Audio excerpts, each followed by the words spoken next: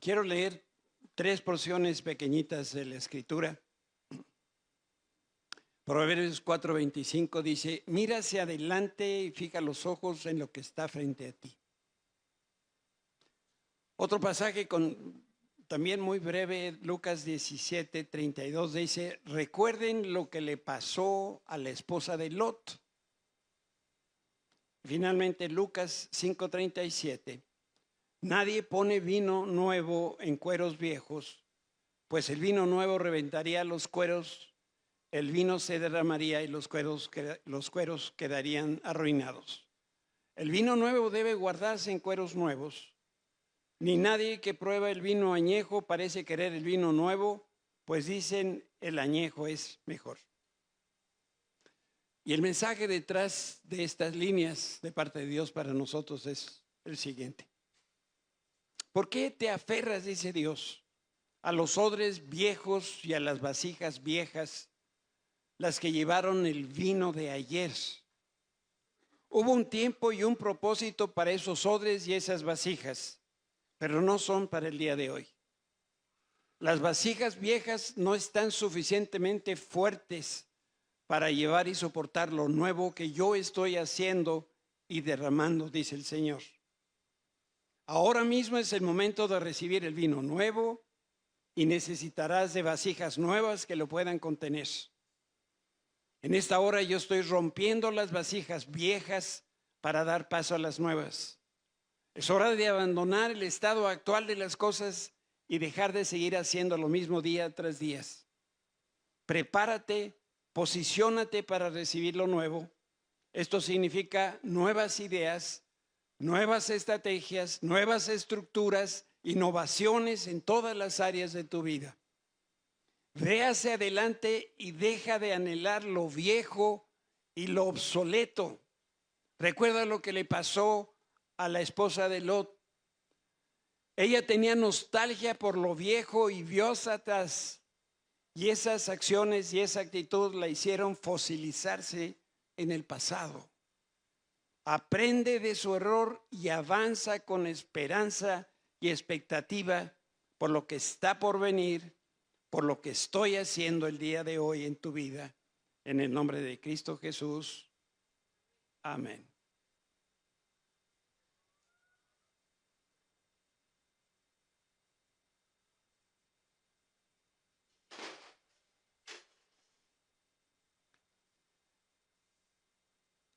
Esta mañana vamos a considerar y vamos a explorar 2 pensamientos que se repiten en la Escritura, que son pacto y circuncisión. Recuerden, y lo digo cada vez que empezamos la plática de domingo, vamos con Moisés de Egipto a Canaán, y nosotros somos ese pueblo escogido de Dios. Y ese viaje es la vida del cristiano. Y entonces en ese proceso, en ese viaje, llegó el momento de parte de Dios de hacer algo con el pacto y la circuncisión. Dice Josué 5:2: en aquel tiempo Jehová dijo a Josué: hazte cuchillos afilados y vuelve a circuncidar la segunda vez a los hijos de Israel. Subrayado, segunda vez. Por si alguno no supiera qué es circuncisión, déjeme tratar de explicarlo en 3 líneas muy sencillas. Este es un procedimiento médico que se le practican a los varones. Es un corte circular en el prepucio del pene para remover un excedente de tejido de piel. Es una cirugía en la que se derrama sangre y la recuperación de ese procedimiento es molesta, es dolorosa. Por eso cuando los padres deciden circuncidar a sus hijos, generalmente lo hacen siendo sus hijos recién nacidos. Si lo quieren hacer cuando los hijos crecen, justificadamente no se van a dejar. Ya se pueden ustedes imaginar los porqués. Todo inicia con esta idea en mente, que la práctica de la circuncisión nació por orden de Dios para el pueblo hebreo. En ningún lugar en el mundo de aquel tiempo se practicaba la circuncisión. Y el Señor ordenó por segunda vez que los varones judíos se circuncidaran. Y le dijo a Josué, ese es lo primero que tienes que hacer después de cruzar el río Jordán. Habían cruzado el desierto, los dividía el río Jordán para entrar a la tierra prometida y les dijo, esto es lo que tienes que hacer inmediatamente cruzando el río. Y uno se debe preguntar, por supuesto, a siglos de distancia, ¿por qué debían circuncidarse? ¿Por qué en ese preciso momento?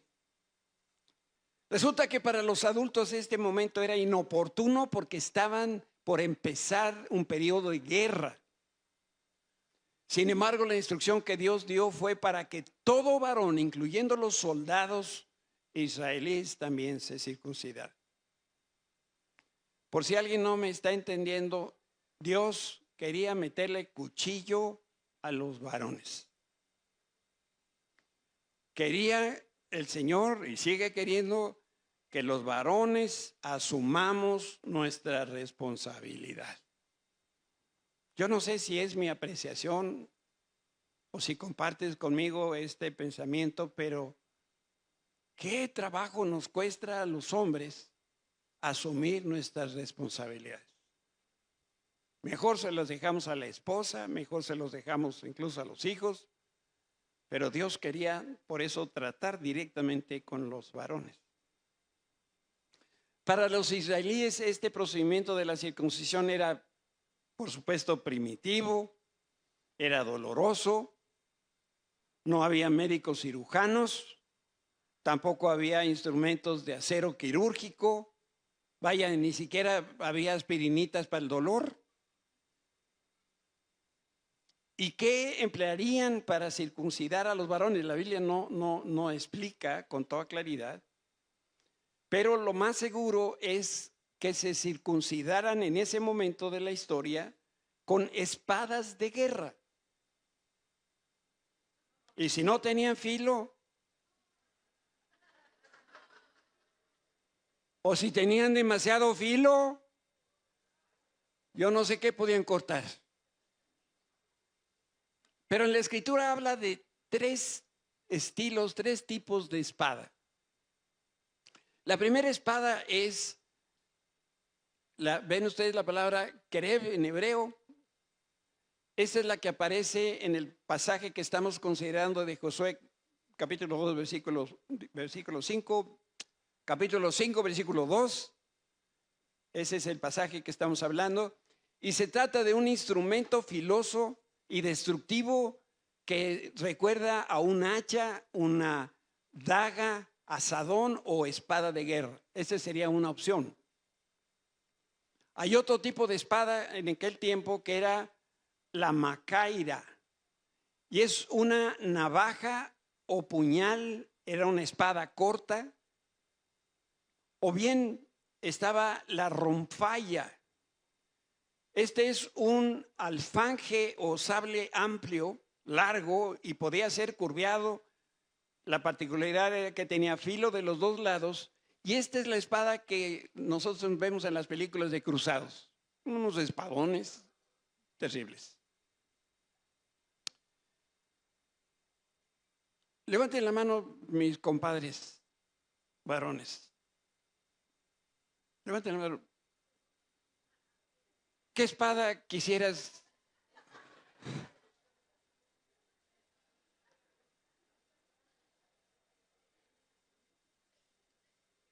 Lo que nos debe quedar en claro no es el procedimiento, pero sí que nos queden en el corazón, varones, que Dios deseaba someternos a un trato especial.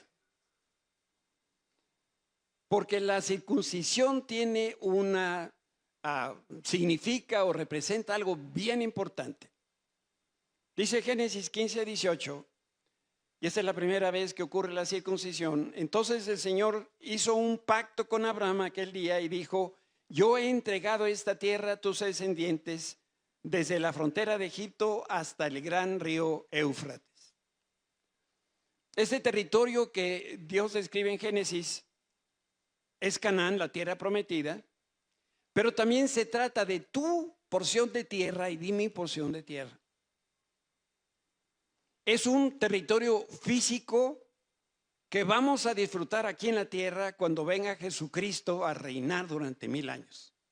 O sea que si tú no tienes hoy propiedad a tu nombre, propiedad que sea tuya, la vas a tener y va a ser en Canaán. A mí eso me emociona saber de que ya tengo mi tierrita para una casita que va a durar 1000 años con el Señor Jesucristo. Pero también se trata de que las promesas de Dios se activen para nosotros, que somos sus hijos, y que las promesas de Dios se activen en nuestra vida personal. Por eso la circuncisión era de 1 por 1, porque las bendiciones de Dios también son 1 por 1. Dios se relacionó con Abraham a través de un pacto, y este hecho, perdón, me salté un pedacito. Para este periodo de la historia, Dios calificaba sus promesas con 3 adjetivos: leche, miel y descanso. De esta manera se resume el beneficio de las promesas de Dios en el Antiguo Testamento, muy al principio con los patriarcas. Y Dios, como le digo, se relacionó con Abraham a través de un pacto, y este hecho muestra que la única manera como Dios se relaciona con cada uno de nosotros es a través de un pacto. Dios no tiene tratos con el hombre si no hay un pacto de por medio. Y pacto debería ser una palabra que la utilizáramos exclusivamente en lo que tiene que ver con la relación con Dios. Y vamos a hablar un poquito acerca del pacto. El día que Dios cortó pacto con Abraham, lo bendijo. Y lo bendijo porque tuvo fe, porque creyó en el Señor. Y hay que tomar nota que el pacto no se firma como quien firmara un contrato, no se sella como cuando se certifica un documento, no es un apretón de manos de que nos pusimos de acuerdo. El pacto se cortaba porque había un sacrificio y había derramamiento de sangre. Por eso digo que Dios se relaciona con nosotros exclusivamente a través de un pacto.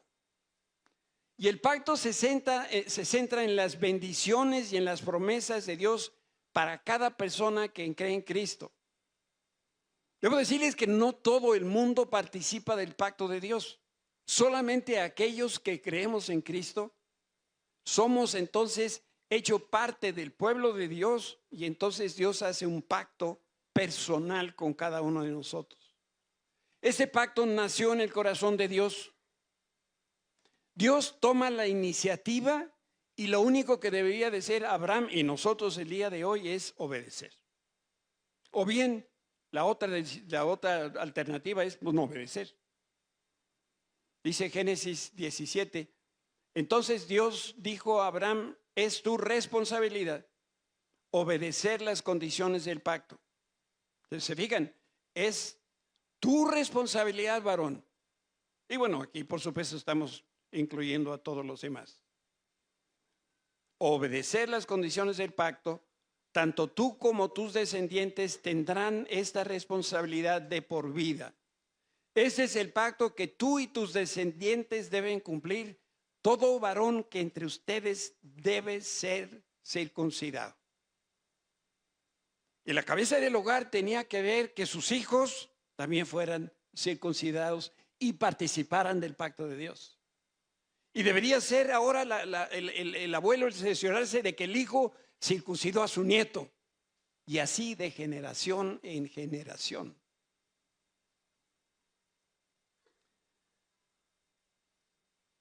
Hay otro componente importante del pacto, y fue que Dios le cambió el nombre a Abraham.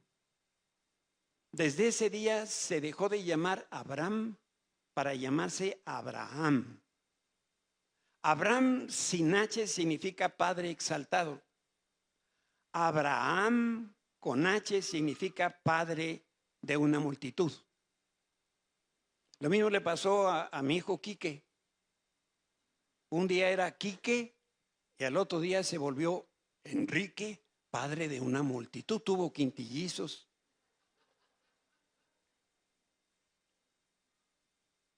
Abraham aceptó el pacto de Dios y sus condiciones, pero como todos sabemos, es más fácil decir que sí a cumplir con los compromisos y las responsabilidades.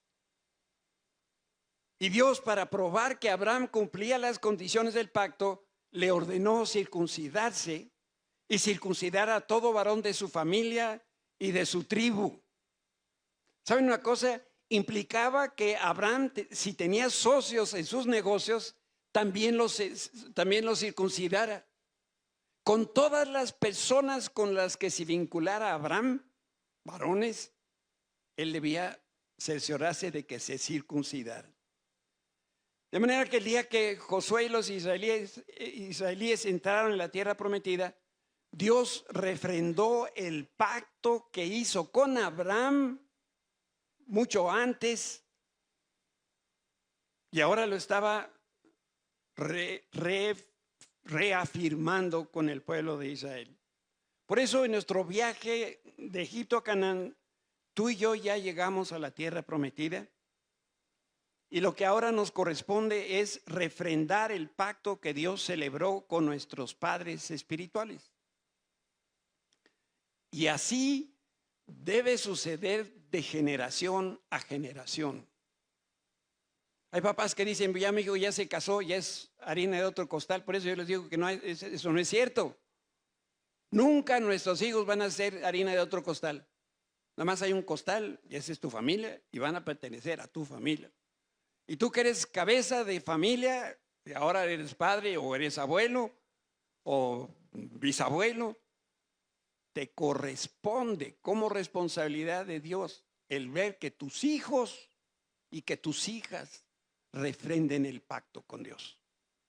Vamos a ampliar aquí un poquito la perspectiva para que este pensamiento quizá nos quede todavía con mayor claridad. Dios cortó pacto con Adán, con Abraham, con Moisés, con David, con otros personajes en la Escritura. Pero con Noé, el Señor se comprometió a nunca más volver a destruir la tierra con un diluvio. Vamos a leer el pasaje que está en Génesis 9. Entonces Dios dijo, les doy una señal de mi pacto con ustedes y con todas las criaturas vivientes. Vean ustedes la soberanía de Dios. Dios no está pidiendo permiso a Noé. Ni siquiera le está pidiendo permiso a la humanidad. Le está diciendo, esto es lo que voy a hacer. Esto es para ti y para todas las generaciones futuras. He puesto mi arco iris en las nubes y esa es la señal de mi pacto con ustedes y con toda la tierra. Cuando envíe nubes sobre la tierra, el arco iris aparecerá en las nubes y yo me acordaré, dice Dios, de mi pacto con ustedes, con todas las criaturas vivientes, y nunca más las aguas del diluvio volverán a destruir a todos los seres vivientes. Cuando yo vea el arco iris en las nubes, me acordaré del pacto eterno entre Dios y toda criatura viviente sobre la tierra. Entonces Dios le dijo a Noé, este arco iris es la señal del pacto que yo confirmo con todas las criaturas de la tierra. Con Abraham fue la circuncisión. Con Noé fue el arco iris. Déjeme ponerle un poquitito de historia para que se sostenga, para que amarre. De Adán a Noé hubo 9 generaciones. Durante ese periodo los habitantes de la tierra fueron tan perversos, dice Génesis 6:5, que todo lo que pensaban o imaginaban era siempre y totalmente malo. Los únicos justos en la tierra eran Noé y su familia. En 9 cortísimas generaciones la humanidad se corrompió por completo, excepto la familia de Noé. Y en ese momento Dios como que reseteó, reinició otra vez el mundo. Quiere decir que la tierra volvió a tener un nuevo principio, porque todo se destruyó. Pero conociendo la naturaleza del hombre, nunca hay garantía de que el hombre no va a regresar a las andanzas, a menos que algo diferente suceda. Pasaron 9 generaciones entre Sem, el hijo de Noé, y Abraham. Y en ese momento Dios amplió el pacto para incluir más promesas. No estaba satisfecho Dios con lo que le estaba ofreciendo a Abraham. Y entonces Dios decidió que le entregaría a cada tribu de Israel una porción de tierra para habitar y trabajar. Y a cada familia le daría enorme descendencia. De esa manera, más personas podrían disfrutar de las bendiciones de Dios. Dicen los gringos que entre más gente, más personas vengan a la casa, más estemos alrededor de la mesa, más felices estamos. Dios piensa de esa forma. Entonces, al ampliar el pacto, el Señor añadió una condición, porque el pacto requiere de uno y del otro. Y aquí la condición fue la circuncisión. Y el propósito detrás de esta orden era evitar que el mundo se volviera al pecado. Muy poco tiempo después, leemos que la maldad empezó a crecer y crecer al punto que ahogó por completo a Sodoma y Gomorra. Pero Sodoma y Gomorra solamente era un botón de muestra que el mundo se volvió a impregnar de pecado como en los días de Noé. Y me da pena reportarlo, pero los días que nos tocó vivir son los mismos situación que vivió Sodoma y Gomorra. La maldad del hombre contraviniendo los requerimientos del pacto de Dios con Abraham. Sin embargo, el Señor cumplió su parte y la sigue cumpliendo para bendecir a las siguientes generaciones. Y esto continúa vigente hasta que levantó una nación de descendientes de Abraham. Y en mi estimación eran cerca de 3 millones de israelíes los que salieron de Egipto, 500 y pico mil familias, y si cada familia tiene 5, pues son 3 millones de personas. Después de 7 generaciones, Dios vuelve otra vez a ampliar el alcance del pacto, y esta vez el pacto lo hace con Moisés. Y Dios ya no habló de circuncisión, ahora Dios habló de leyes. Y de estos eventos y de la manera como el Señor respondió, nosotros podemos desprender un principio de vida. A mayores bendiciones, ¿tú quieres más bendiciones? Hazme así, aunque sea, ¿sí? A mayores bendiciones, mayor es el compromiso con el Señor y mayores son sus requerimientos.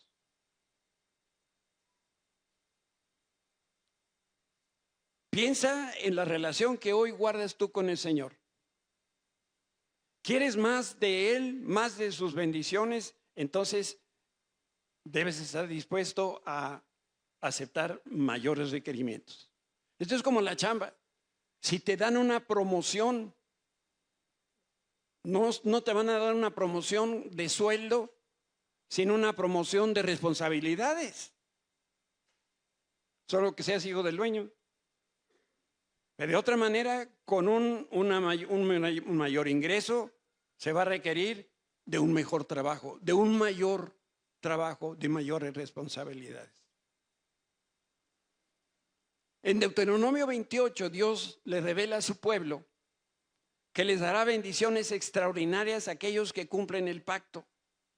Y debían obedecer por todos los mandamientos, todo el tiempo. Por experiencia propia de cada uno de nosotros sabemos que cumplir la ley, todos los artículos de la ley, todos los días es ¿qué? Es imposible. Nada que nosotros podamos hacer nos puede hacer justos como Cristo. Por eso debemos vestirnos de la justicia de Cristo, y esto solamente se logra por fe, por creer en Cristo y la obra que Él hizo en la cruz. Debemos creer que la sangre de Cristo fue derramada, me limpia y quita todo mi pecado. Y este es un recuerdo de cómo empezó todo esto de los sacrificios. ¿Con quién empezó? Con Abraham. Bueno, empezó también con Adán, pero era con A. El Espíritu Santo inspiró a hombres escogidos después para que escribieran la Biblia. Los primeros 5 libros, ¿cómo se llaman? Los libros del Pentateuco. Son los libros de la ley. Con el tiempo se escribieron los libros históricos, después los libros poéticos, los libros proféticos, hasta que se completó el Antiguo Testamento. Y otro nombre que se le da a estos primeros 39 libros de la Biblia es el Antiguo Pacto o Antiguo Testamento. Y con Cristo tenemos un nuevo pacto o un nuevo, ¿qué? Testamento. Entonces, Cristo es el nuevo pacto para el pueblo escogido y para los que no son judíos. ¿Se fijan? Dios hace pacto con Abraham y le hace un ofrecimiento. De tu descendencia vendrá el Salvador del mundo. Tu descendencia será numerosa. Y luego sigue el trato de Dios con el hombre y empieza a ampliar. Y ahora va con Moisés y le dice, si obedeces la ley, lean un día Deuteronomio 28 y 29, todas las bendiciones que hay para los que obedecen. Serás bendito en tu casa, bendito en tu trabajo, bendito cuando llegas y cuando sales. Una enorme cantidad de bendiciones, pero Dios no estaba satisfecho con eso. Necesitaba darle algo más a nosotros que somos sus hijos amados. Y por eso en Cristo nosotros recibimos este nuevo pacto para todos aquellos que creen en Cristo. Y la única manera de cortar o de entrar al pacto de Dios es por fe. Es por creer en lo que Jesucristo hizo. De modo que cuando hablamos del nuevo pacto, no nos acerca más a las bendiciones que Dios prometió en el Antiguo Testamento, y el acceso a los tesoros de Dios no es por la circuncisión, tampoco es por el obedecer la ley, sino que ahora Dios dice, si tan solo tú crees, yo te voy a bendecir. Yo en ello veo la majestad, la soberanía, pero sobre todo la misericordia y el amor de Dios. Dios queriendo darnos lo mejor, pero Dios también condicionando las bendiciones a nuestra conducta, a nuestras motivaciones, a lo que pensamos, a lo que hacemos. Dice el autor a los Hebreos, pero ahora a Jesús, nuestro sumo sacerdote, se le ha dado un ministerio que es muy superior al sacerdocio antiguo, porque Él es mediador a nuestro favor de un mejor pacto con Dios basado en promesas mejores. En otras palabras, el pacto viene de Dios. Como les digo, Él toma la iniciativa y Él establece las condiciones. Cristo ofrendó su vida y su sangre para que nosotros pudiéramos recibir las bendiciones y las riquezas de su gloria. Y para ser incluidos en el pacto de Dios, lo único que había que hacer ahora es creer en Cristo. Yo encuentro cómo Dios iba como bajando en a nuestro nivel para decir, bueno, ¿de qué sí podrían hacer estos humanos para poderlos bendecir más? Creer, tener fe. Y una de las razones por la que el nuevo pacto es mejor es porque Jesús vino y restituyó la autoridad y el propósito que Adán perdió. No saben el daño que nos hizo Adán. Yo lo tengo anotado para cuando vaya al cielo. Yo voy a tener una conversación de uno a uno. Me voy a llevar a César. ¿Dónde está César? Ya está. Y le vamos a dar una calentadita.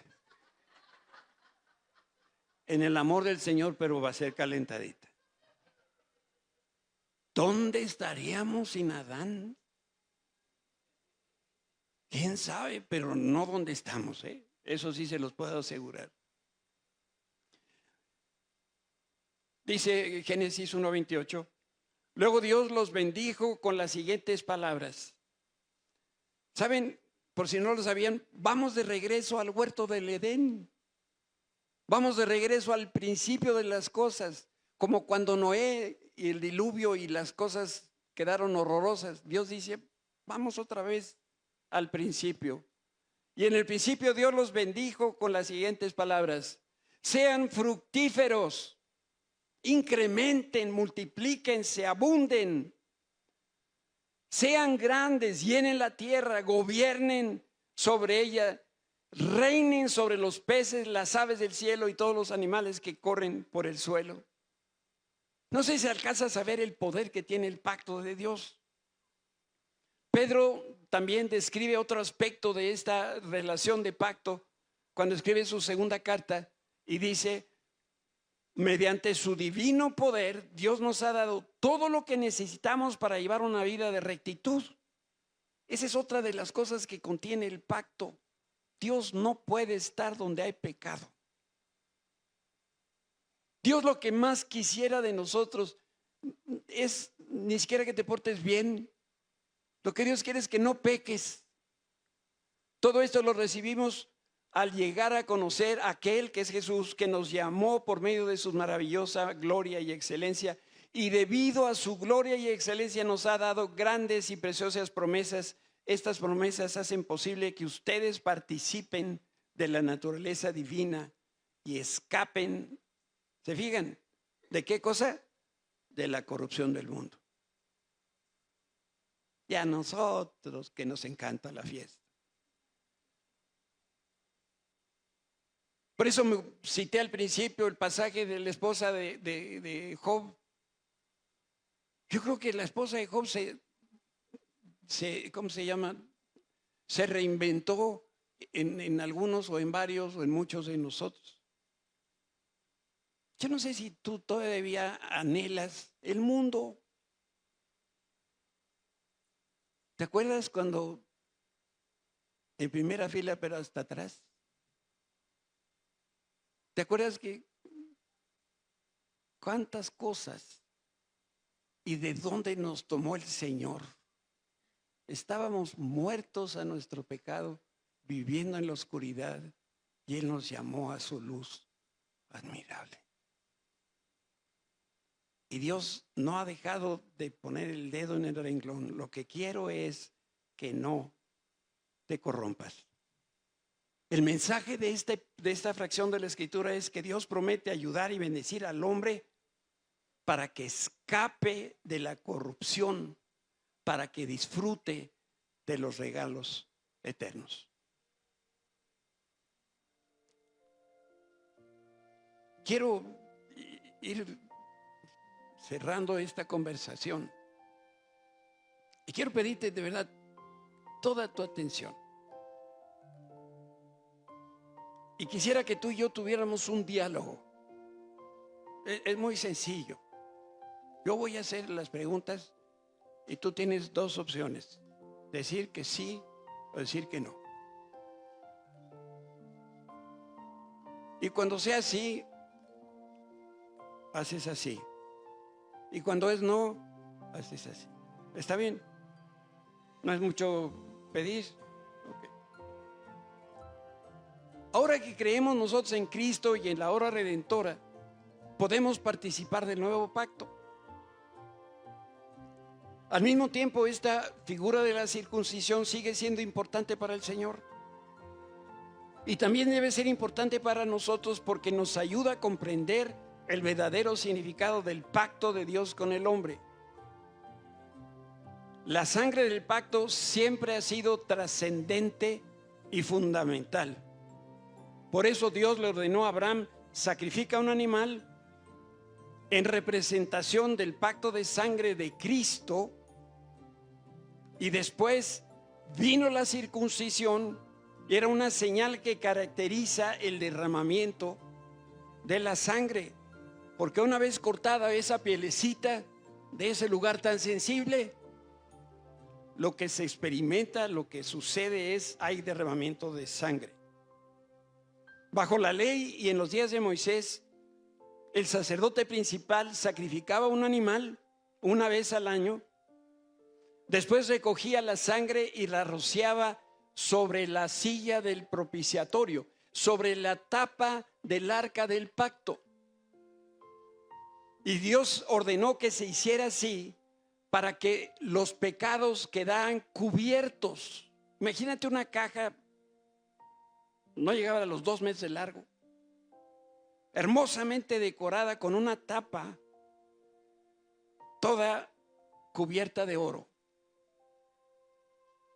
Y Dios le dijo al sumo sacerdote: sacrifica un animal fuera del lugar santo y del lugar santísimo. Recoge esa sangre y ahora rocíala sobre el arca del pacto.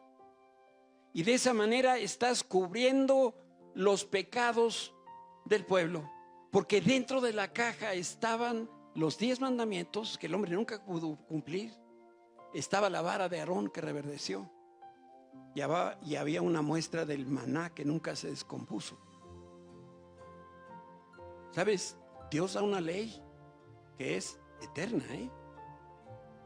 Y Dios sigue esperando de nosotros obediencia a la ley,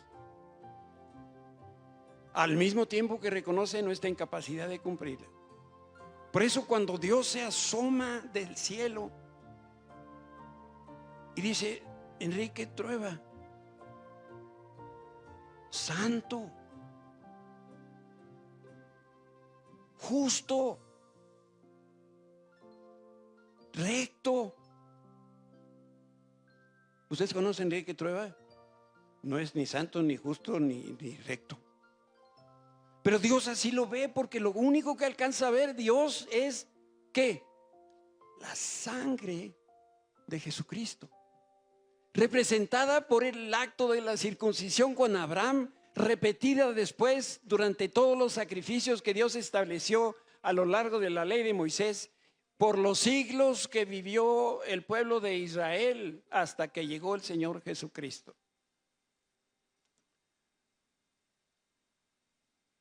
Por un lado, Jesús murió y vertió su sangre preciosa para establecer este nuevo pacto. Quiere decir que el cimiento de nuestra salvación es el pacto de sangre. Este derramamiento de sangre muestra que Dios, ¿sabes qué está haciendo? Se está estirando para alcanzarte. Dios no tenía por qué hacer esto. Bastante ya había hecho con todo lo que intentó hacer durante el Antiguo Testamento. El pueblo de Israel terco. Y el Señor siguió dando de su misericordia. ¿Cómo le hago para alcanzarlo?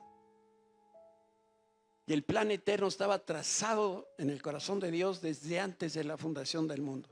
Y sabía que el hombre iba a quedarse corto, pero también tenía la respuesta a todos nuestros problemas, que hoy estuvimos cantando ese nombre, que es sobre todo nombre, que es el nombre de Jesús.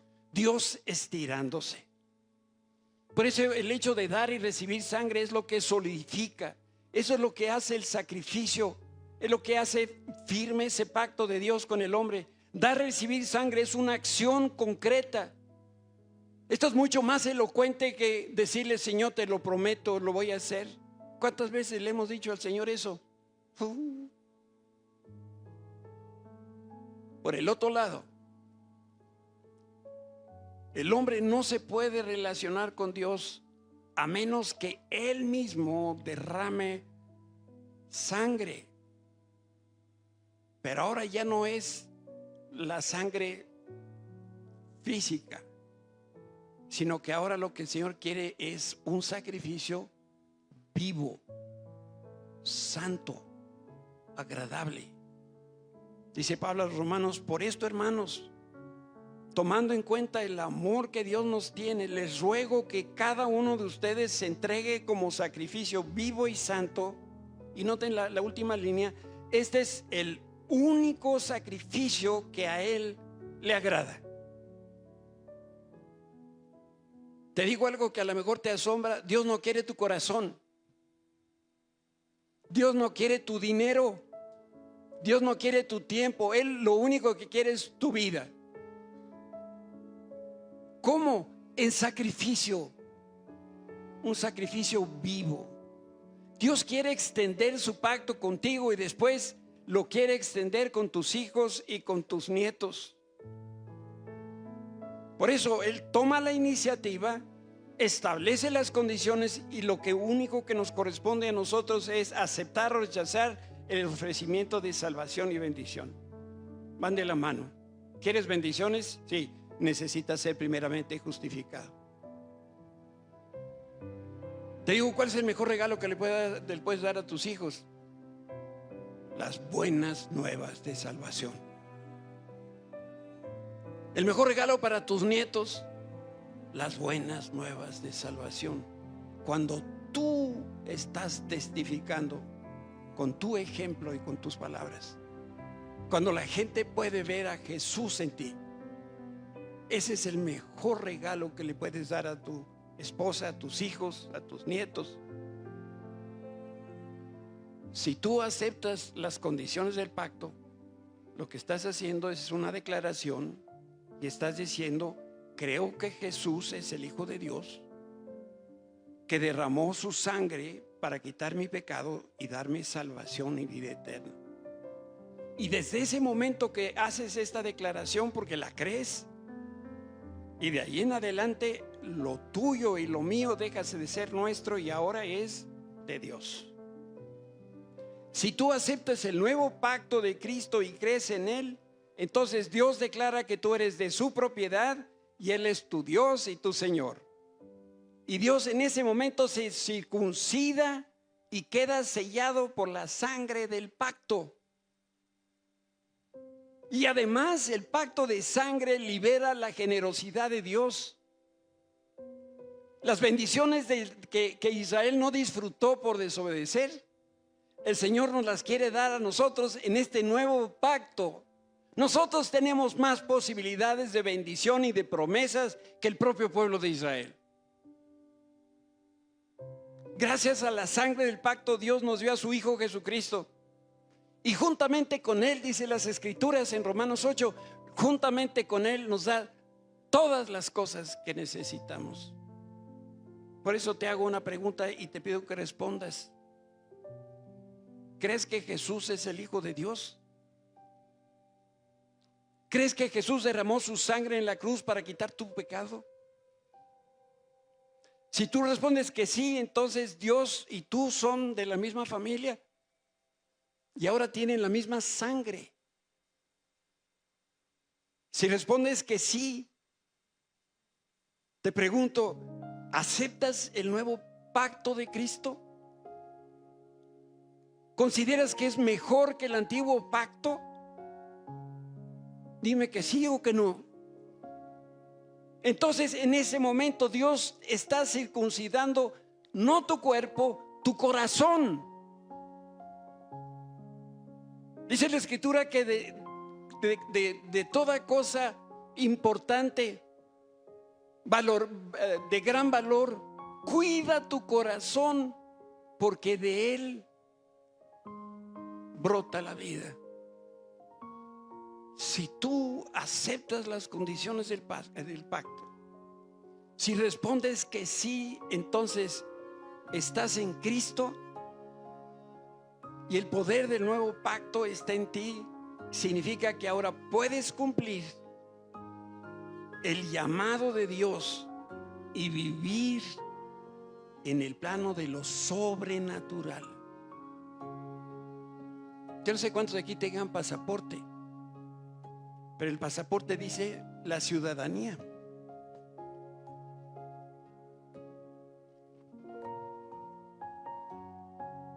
No es presunción, pero mi pasaporte, ahí donde dice ciudadanía, dice celestial. Yo no sé de dónde eres, si es de aquí o de allá, como dice la canción. Pero en el momento que tú aceptas las condiciones del pacto de Dios, Dios en este momento está, yo me lo imagino, está, no sé si tenga dedos para tornarse, pero Dios está anhelando que tú le digas algo este día. Y lo único que Él quiere escuchar es si de verdad eres parte del nuevo pacto de Cristo. Si estás dispuesto a vivir en santidad, en ese sacrificio vivo, santo, agradable a Dios. Y esa es nuestra forma diaria de vivir. Si nosotros decimos que sí a eso, miren, las ventanas de los cielos se van a abrir. Y vamos a recibir, como dice la Escritura, bendiciones hasta que sobreabunden. ¿Te quieres poner de pie para orar? Yo solamente quiero terminar con una palabra. Gracias, Señor. Él no tenía por qué hacer nada de esto. Nada, nada, nada. Fallamos. Falló Abraham, falló Moisés, ni siquiera entró a la tierra prometida. Y luego que si David, el pacto con David, también falló David. Y seguimos fallando, y seguimos fallando, y seguimos fallando. Pero como Dios es un Dios de palabra, Él guarda, Él respeta el pacto. Por eso la misericordia, la bondad, las promesas de Dios son para nosotros a pesar de lo que nosotros somos. Señor, esta mañana con un corazón de niño, con un corazón sincero, queremos responder, Padre, este día al mensaje más hermoso que la humanidad ha conocido. Que aún siendo pecadores, Cristo murió por nosotros. Que nos escogiste, Señor, desde antes de la fundación del mundo para poder disfrutar de tu presencia, de tu amistad. Porque lo que hay en tu corazón es: ¿cómo hago para bendecir más a mi propia familia? Gracias, Señor, porque tú siempre has cumplido con la parte del pacto. Porque tú eres fiel, Señor. Porque tus promesas son una realidad. Permítenos, Señor, vivir en este estado, en esta condición, como en este momento. Lo guardamos en el corazón con toda gratitud. Gracias, Jesús, por haber obedecido al Padre. Porque no tuviste la gloria, Señor, como algo a que aferrarte, sino que decidiste dejarlo todo para venir aquí y morir por cada uno de nosotros que hoy creemos en ti. Gracias por la obra del Espíritu Santo, quien nos toca y nos mueve a reconocerte a ti, Jesús, nuestro Salvador. Gracias por la circuncisión, porque nos recuerda el derramamiento de la sangre de Cristo. Bendecimos, Señor, tu nombre con toda la gratitud que somos capaces de tener, en el precioso nombre de Cristo Jesús.